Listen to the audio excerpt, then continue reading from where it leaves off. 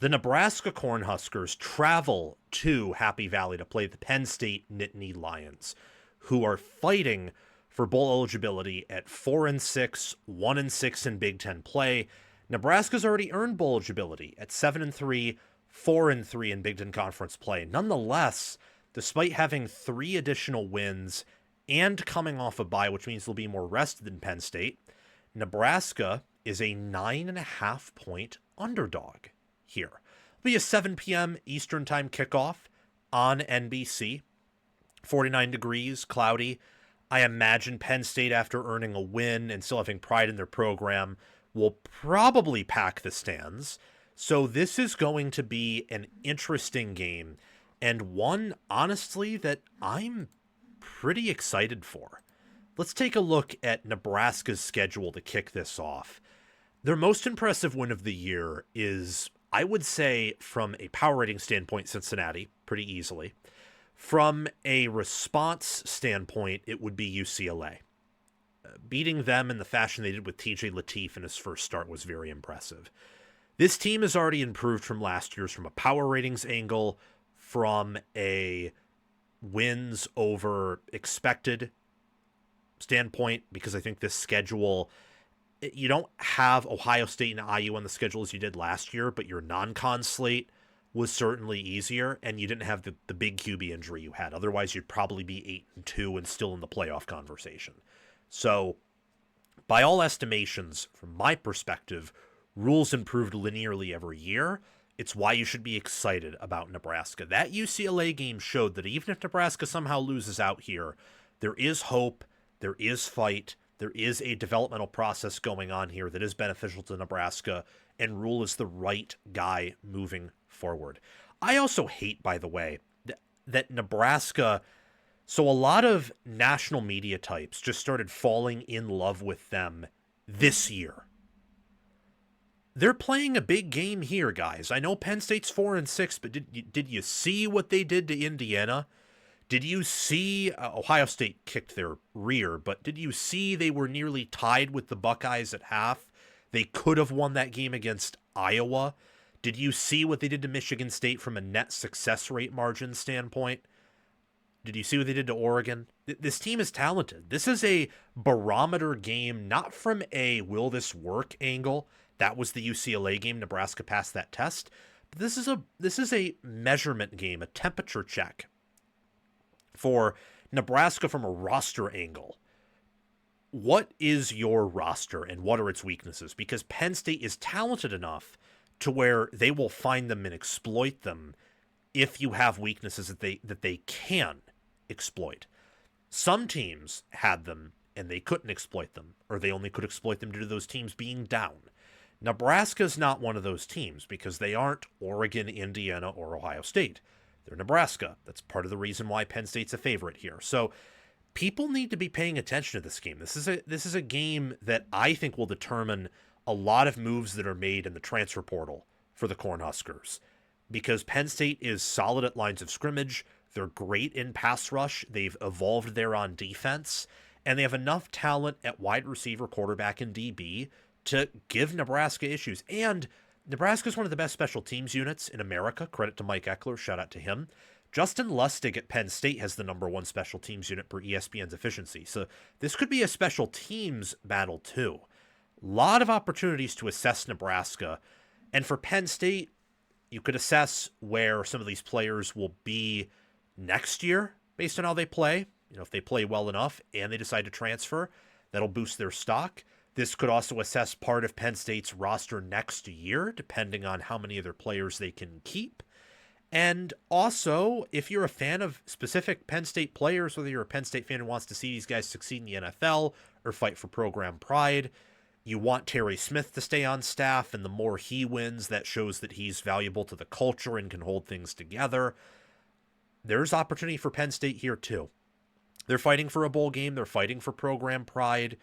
And Terry Smith, I think, is fighting to get a chance to be on Penn State's staff next year, which, crystal ball, I think he will be due to his development at corner, his ability to recruit, and I think he's already shown in his brief tenure as an interim coach to take more responsibility and to be a better leader than Franklin was.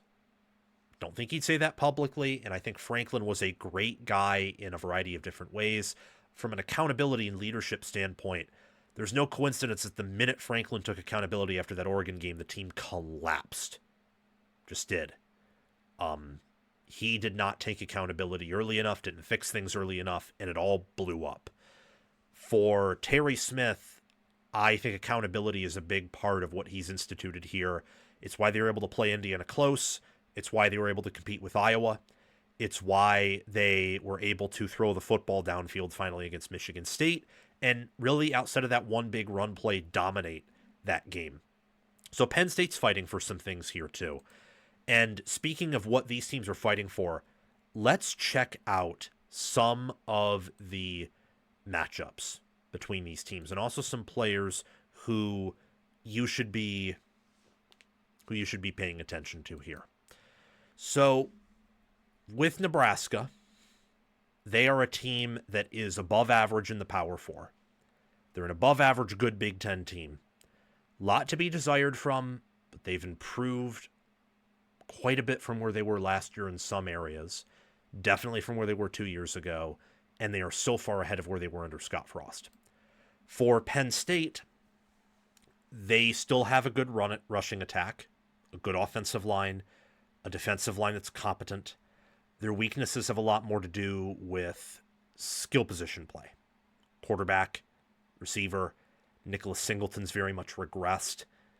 It's very sad watching how far Penn State has fallen from where they were last year and the year before that. I mean, Franklin, from 2022 to 2024, from a win-loss record, from an achievement angle, from a power rating angle, this channel will make you a college football expert and help you enjoy watching games and make more accurate predictions. So what are you waiting for?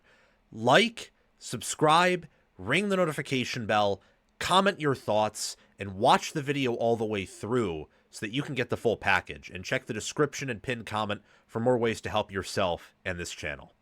Had his best 3-year stretch, or close to his best 3-year stretch at Penn State. And it looked like things were trending in the right direction with how much they brought back this year and bringing in Jim Knowles and bringing in Stan Drayton. And it just didn't work. Did not work. Katron Allen is so close to hitting that all-time Penn State, rushing yards leader record. There's a chance he'll hit it in this game due to Nebraska's rushing defense. So pay attention to him. Guard Olivavega Ione, tackle Nolan Rucci, tackle Drew Shelton, center Nick Dawkins, guard Anthony Dunco. That's their offensive line. Pay attention to Devontae Ross, who's been their best receiver, to Denidus Sutton, who's been their best pass rusher and defensive end, to Zane Durant, who's still playing hard at D tackle, and safeties Zaki Wheatley and King Mack, who've been the strength of the secondary. For Nebraska, TJ Lateef at quarterback. He's the star of the show, starting quarterback. It's going to be his second start off the bye. I imagine he'll probably be asked to do more in this game than against UCLA, and he'll probably be more capable to do so with extra planning. Look at running back Emmett Johnson, who has a chance against a Penn State rushing defense that also is not amazing. Not as bad as Nebraska's, but close. He could easily pass 1,500 all-purpose yards here. He's already passed 1,400, and he could get multiple touchdowns. And let's look out for Dane Keene, Isaiah Hunter, and Ja'Cory Barney Jr. at receiver. For Nebraska, it's all about their secondary on defense. Deshaun Singleton, Andrew Marshall, Sear Wright. Be paying attention to them. As for the quarterbacks, this is tough because the sample size is so small. Grunkemeyer is ahead of Lateef in QBR, which I actually agree with. Grunkmeyer's had to play far tougher opponents, like Iowa. Okay, Iowa, Ohio State, Indiana. That is one of the toughest 3-game stretches in terms of facing defense, possible. Even tougher than some of Wisconsin's series in a row, where they had to play, Michigan, Ohio State, and Oregon in a row defensively. Not close, but not as tough, regardless. you could probably put together some combinations that might be tougher. Like, say, a team played Ohio State and Indiana somehow, and then had to play Texas Tech's defense. That probably would be the toughest combination, but we'll have to wait until the end of the year to really figure that out. Grunkemeier's played some tough defenses and has been able to make some good throws, make some good decisions, and maneuver in the pocket. He has more experience to this point than Lateef does. Lateef's completed more passes, but I would argue Lateef has better weapons. Lateef has been playing in easier games, and the sample size is smaller. I mean, look at his passer rating versus QBR. That's a big indicator of playing in garbage time versus not, or, you know, he had a pretty bad game in some of those drives against USC where he just had to be thrown in there. I don't know who's better between the two.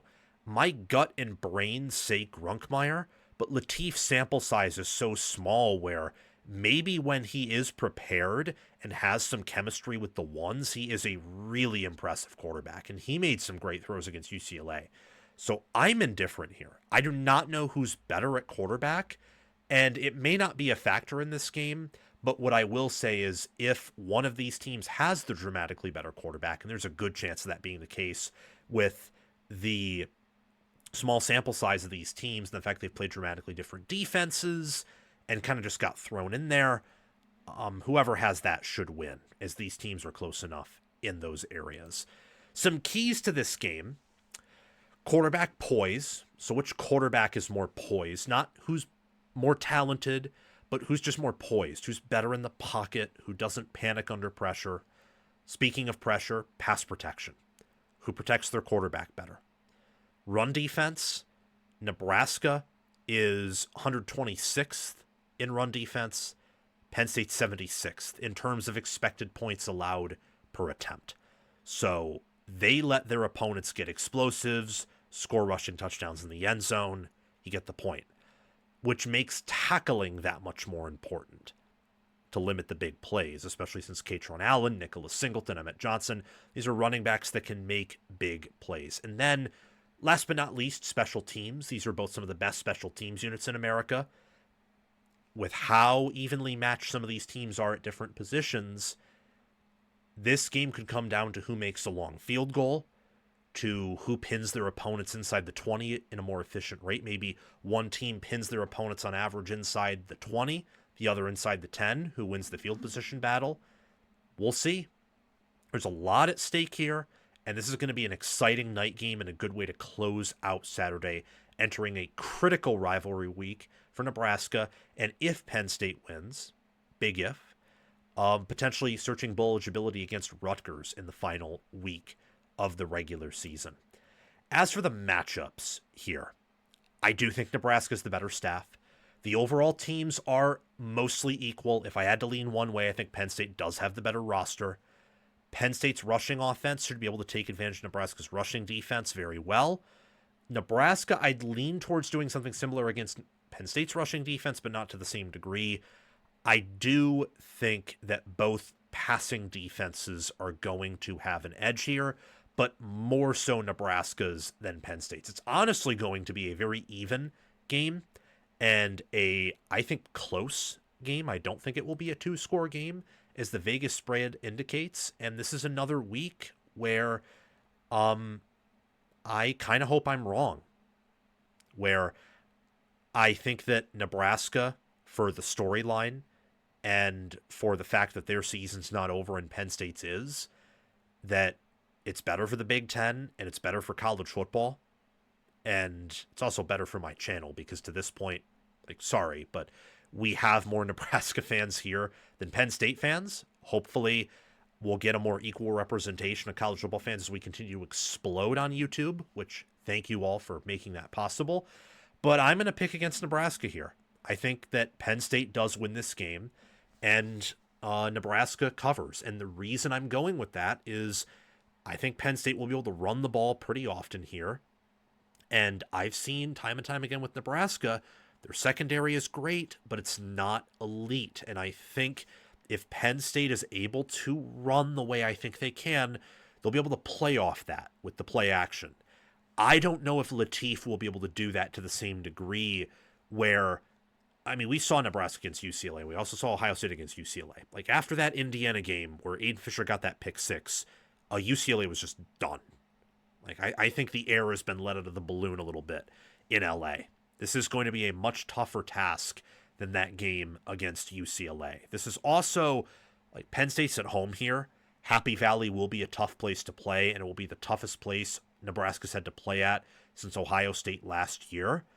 And some of the matchups in this game that I said favored Penn State in the preseason still apply here. So I will pick Penn State to win. Nebraska, though, will cover. And if I am wrong about this prediction, it won't be because Penn State wins in a blowout. It will be because Nebraska wins outright. That's my assessment here of Nebraska versus Penn State. And it's going to be a critical game for measuring where Nebraska's at from a roster position and how much energy is left in Penn State's tank.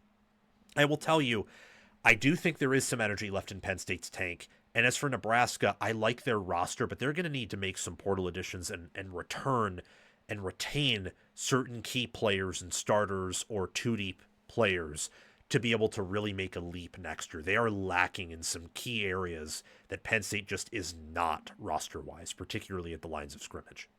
Thank you for watching. It's my mission on College Football with Sam to make you the most informed, knowledgeable, and entertained fan as possible. We aren't perfect, but we hit the nail on the head more often than we hit our thumb with the hammer. Make sure to like, subscribe, ring the notification bell, comment, and if you're here, you've probably already watched the whole video. So thank you for doing those things.